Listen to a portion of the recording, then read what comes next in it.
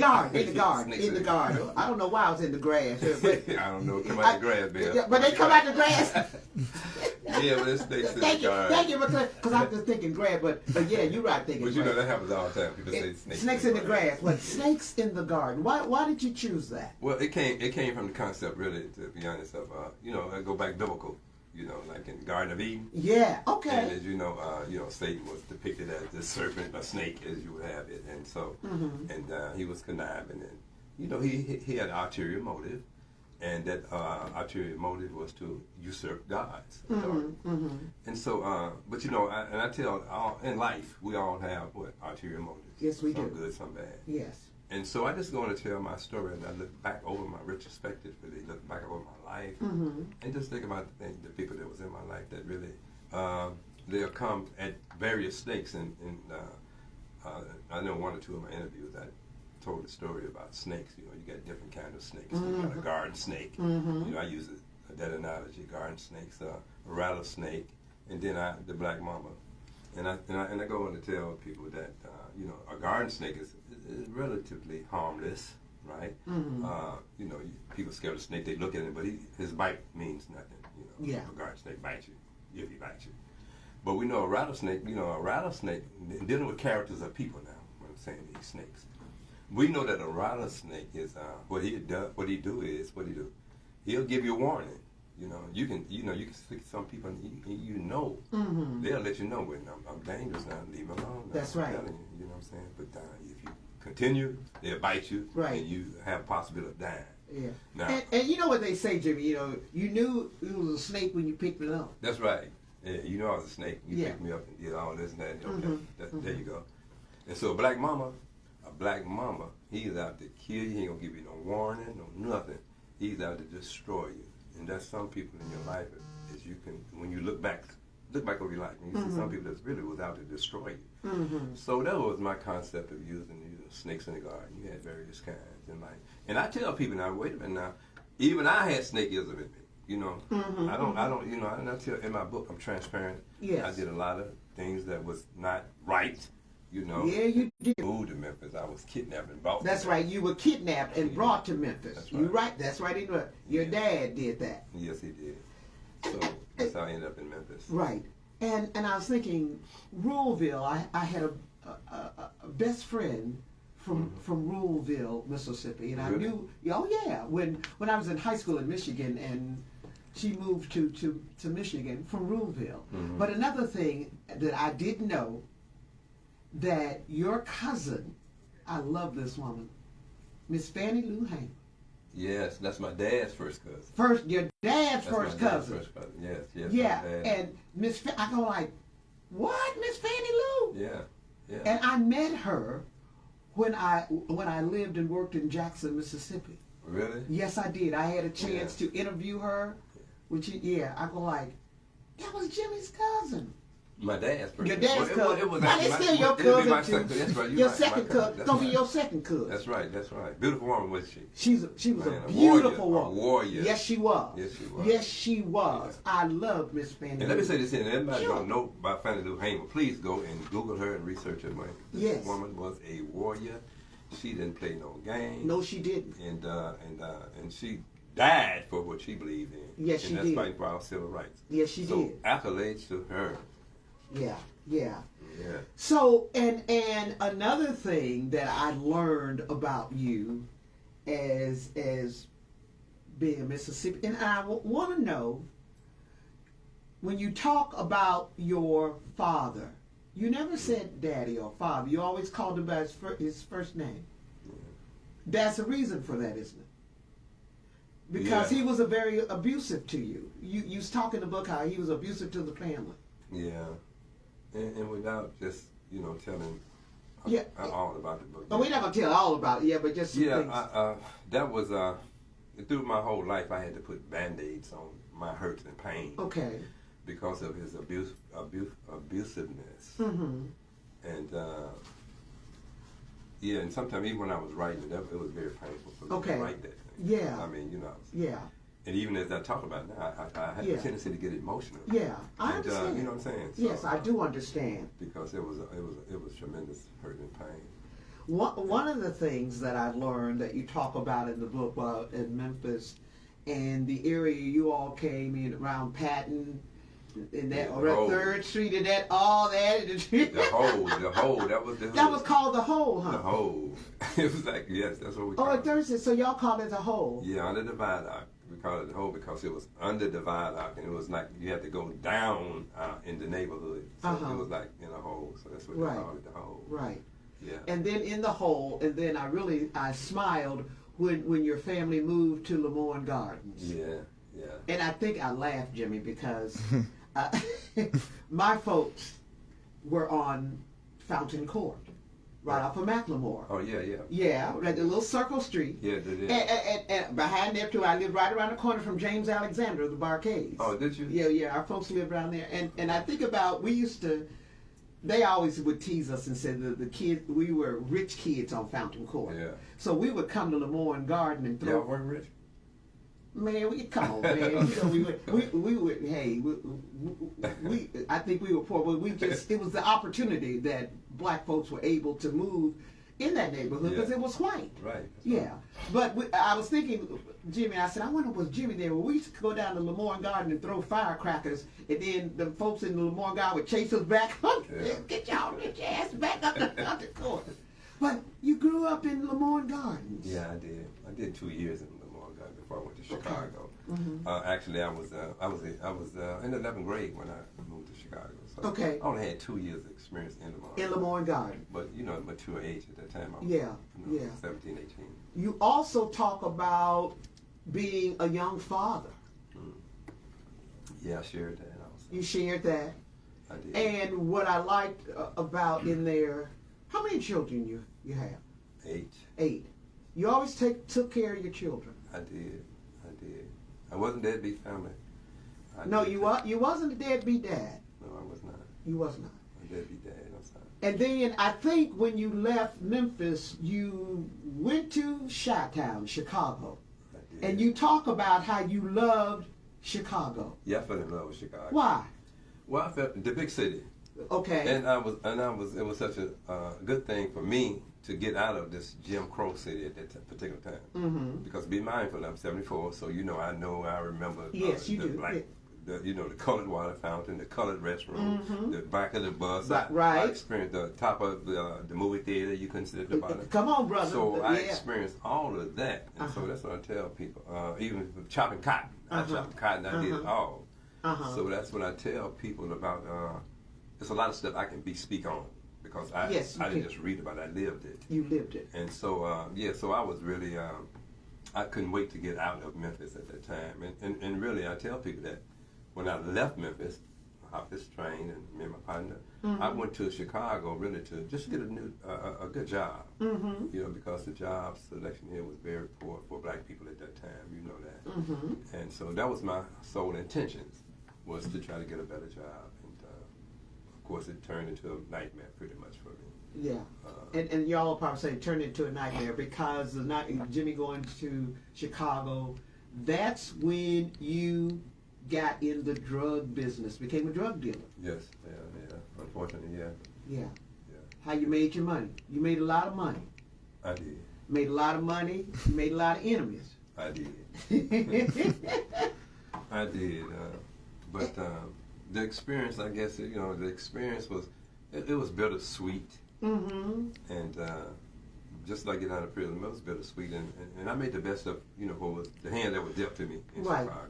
And I tell people all the time, it was never my intentions to go to Chicago to become a drug dealer. Okay. Just seeking an honest job and honest living, because that's really basically where I was raised down south. Yeah. You go to school, you finish school, you get a good job.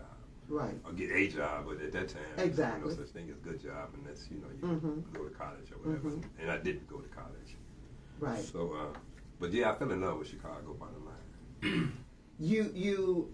I was thinking about the jobs and was surprised to know that going back to when you're in Memphis, you're a teenager, worked for Humco. Yeah. I'm like, Jimmy worked for Humco. You know about Humco? Yeah, I know about Humco. Oh, really? Well, I know about Humco. But you see how that turned out. Yeah, I see how that turned out. Yeah. If you've just tuned in this morning, we are talking with Mr. Jimmy Townsend, So a lot of you all know him from J Max when he had his club here in Memphis, J Max and Club Illusion. And forget about the Hawaii now, not bad. oh, you know what? You keep saying you forgot about that Hawaii. You know what? I can't forget about the Hawaii now. That was the pinnacle. That was the pinnacle. Yes. That was the pinnacle. Because I remember when you opened, Jimmy, when you got Hawaiian Isle and you remodeled it. No, I didn't remodel it. I tore it over. You sure did. You built. Because I was thinking, because what Mr. Simmons had, it was a whole new Hawaiian Isle. It was. It was. I don't know why. Yeah, you're right. I'd like to tell a story about that. Can I please tell the story about when that. I did it when we tore the building down, at that particular time, it was, Mr. Simmons could sell mixed drinks. Right. But if I had gone in and tore the whole building down, then I couldn't have been grandfathered in to sell mixed drinks. I couldn't have sold mixed drinks then. Really? So I had to leave one wall about 6 feet long, if that. Mm-hmm. And just this one wall. And I had to build and structure design the building around that one wall in order to continue to sell mixed drinks. So I think that a lot of people remember that. I didn't know that. Yeah. I had to leave one wall. And also in Hawaii. That's why they're still able to sell mixed drinks there now to this day. The rocking chair. It's not called the rocking chair. Yeah, it's called the rocking. But really? Yeah. Mm-hmm. I didn't know. And then, but also when you rebuilt the whole thing, you made it upstairs. I did. Yeah. Because when Mr. Simmons had it, it was no upstairs. No, it was not. Yeah. You remember? I remember because I remember the little back part. You go, yeah, I remember. But Mr. Simmons had an elite. That's why I like that spot. Yes, he did. Elite clientele. Yes, he did. Yes, he did. Doctors, yes, he nurses, did. And everybody came. Yeah. So I fell in love with it. And I said, well, you know what? This is what I want. I want, the elite people to come in. Right. Yeah. And Hawaii, and I remember, Jimmy, that when you opened it up, you had WDIA there. We were there. Yeah, that's right. And we were there, and then we started doing our after work sets at the Hawaiian Isle. That's right. Yes. And then until the Fed closed it down. Yeah. I had big plans with WDIA because you did. Casinos was just opening up. Right. I had a lot of things that was going to structure around you guys, but the Fed said no. Yeah. And so that's another story. Yeah, that's another story. I wanted to talk about, and hold on, y'all. I'm gonna let you get in to talk to Jimmy. Some folks want to talk to you. Going back to Chicago, Jimmy, and being a drug dealer, and what amazed me in the book that you did drugs, and I think about a lot of people I know in this business with me, a lot of colleagues who did drugs, gone on. Yeah. Man, how you survived and how you tell the drugs you took and was getting high from alcohol to cocaine. Oh my goodness. Yeah. And you what, survived. You know what, Bev? Now I remember the last time, you don't probably remember, the last time we talked as far as socializing. It was at Royale. At Club Royale. Yeah, that's the last time. You don't remember. That's the last time that we socialized. Okay. Before I went to prison. Okay. And you don't know to this day, and every day I was high as a kite. But a lot of people didn't know that. I did know that. I didn't know that. I was a functional drug addict. No, you did not. I didn't know. I was a functional drug addict. And like I said, I was putting Band-Aids on hurts and pains in my life. Yeah. But somehow I learned to deal with that. I can't explain how. But I was a functional drug addict. I fell in love with cocaine, and I was basically high every day on cocaine. But people didn't know. A lot of people. People didn't know. No, I know. Yeah, a lot of people. Because I think about the times the things we did at J Max, and I remember the big party we had. I think we were celebrating 45 years, our 45th anniversary. We had the big party at J Max. Yeah, back then, yeah. Back remember right. we had the big, because we had Cheryl Lynn come in. We had a lot of folks, entertainers came in to help us celebrate. Yeah. And you say you were high. Chick Rogers, I think she opened it for Chick, yeah. Cause Chick was, Yeah, I was Chick manager. Yeah, I know you were Chick Rogers manager. Wow. Yeah. And you were high. But you were able to function. Listen. Every day. That was my witness. Every day. Every day I was high. Because when I read in the book and I talk and hear, when I read, when you're going to the clubs and then I laughed because with dingbacks, I remember that name. And then when you talk about the guy who was there, you met Mr. T who worked there. Oh yeah, Mr. T was a Mr. T was a bouncer there. Yeah, right. Yeah. I met Mr. T. Did you? Yeah, you know, I'll tell you where I met him. And you went there at one of the Jack the Rapper conventions. Oh yeah. Yeah. So, yeah, well, you was going, but and I said, how did Jimmy manage being high and doing everything and be able to transact business? I don't want to tell her book, but buy a house in Chicago. You get it. Yeah. Yeah. Wow. Running a club in Memphis. Yeah. Businessman. Yeah. No, and don't ask me how I did it and being high every day. I did. And was very successful at it. Yes. And kind of had the right people around me too. Yeah. So, yeah. I want to kind of fast forward because we know, and then the big thing when you open Hawaiian Isle, then the feds closed it down and got you in prison, and when you were going first when they locked you up. And I don't know, Jimmy, and I want to say, I don't know if I ever said this to you, but I was grateful that I don't know why you chose me to come out to interview you. I don't know why you chose me. Well, can I tell you why? Let me tell you this, bro. Okay. I want that, and I was scared as hell. Never been, Jimmy, never been to a jail or prison in my life. Yeah, right. And when you called and asked me would I come interview you, and I remember, and I was remember telling Bobby, he said, yeah, go on, this is going to be a good story. But why did you choose me? I mean, all the reporters and folks you could have chose. Well, Bill, I looked at you as a friend, and, I had admiration for you, and somebody I could trust, and so that's why. And I know you would be truthful, and that you would tell my story as I presented it. Mm-hmm. So, first of all, let me say that as a friend, I consider you as a friend. Mm-hmm. I did, and to this day, we still kick it when we get a chance. Yeah, we do. So, I love you. I love you, and I tell everybody, I said, Jimmy Townsend always treated me with respect. Yeah. And nice, you did. You always did that. And when you hired me to do something at your club, you always treated me. Yeah. And I'm grateful for that. And you know what, Bev? That's one thing that I evidently I did right, even in my condition. Yeah. Because when I got out of prison, people just came to me with, you remember you did this for me, you remember did that and did that. And I did things that, and I'm telling you, my heart for the heart set, because, the Bible says even before you in Christ, your heart is deceitful and desperately wicked. Right. But I did some of the things that was right as far as being, just treating people the way I wanted to be treated. Mm-hmm. I never looked down on nobody, No, you didn't. And I mean, I was rich at that time, I know what it was to be a millionaire. Mm-hmm. Nobody ever knew it. But I treated people the way I wanted to be treated. The way I came up to life. I never looked down upon. And that's why one of the things, that's why I'm going to do my post, I got to say this. This is a sequel book. This is the first book, and the second book is already written. Because I said, Jimmy, now you left Chicago, head back to Memphis. I said, this ain't all of the story. That was a cliffhanger. I know it's a cliffhanger. I'm going like, wait a minute, Jimmy, you got more to tell. Of course, I couldn't tell.